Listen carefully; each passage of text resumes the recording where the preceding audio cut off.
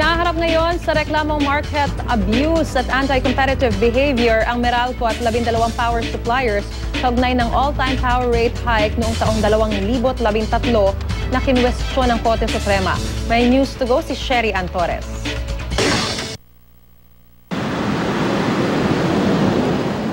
Sabit ang Meralco at 12 power producers sa reklamong market abuse at anti-competitive behavior na isinampa ng investigation unit ng Energy Regulatory Commission. Kaugnay ito ng pagsipa ng presyo ng kuryente habang naka-maintenance shutdown ang Malampaya Natural Gas Facility noong 2013 na pumalo pa nga sa all-time power rate hike at kwestiyon hanggang sa Korte Suprema. Sa report ng investigation unit ng ERC, halos magkakasabay daw na hindi nag-supply noon ng kuryente ang mga power producer, kahit na alam na ngang manipis ang supply dahil sa Malampaya shutdown. Yung nakita rin nga na may mga trading intervals nga na hindi na ipaliwanag kung bakit hindi nag-participate o hindi ini-offer yung kabuuang available capacity ng mga planta. Dawit naman ang Meralco dahil sa ugnayan nito sa Thermomobile Incorporated.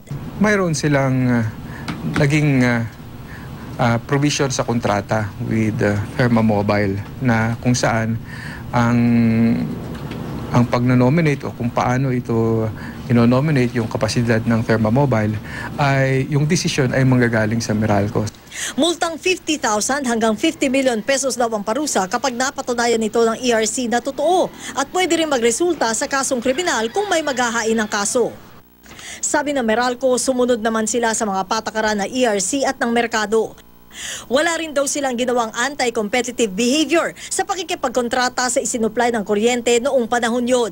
Sinisikap naman ng GMA News na makuha ang panig ng mga power producers, maging ang Philippine Independent Power Producers Association. 2 taon na inimbestigahan ng investigation unit ng ERC ang insidenteng ito noong 2013. At ang sentro ng investigasyon dito, alamin kung meron nga bang collusion o kutsabahan sa pagitan ng nagbebenta at bumibili ng kuryente. Bagay na hindi lumabas sa IU report.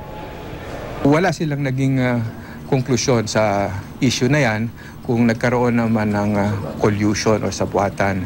Ang grupong Bayan Muna, masaya man sa inilabas na ulat ng investigation unit ng ERC, nahihilawan naman daw dito. I was expecting more. Hindi naman pwedeng by coincidence sabay-sabay na nag-shutdown ng mga planta. Sherry Antores, GMA News.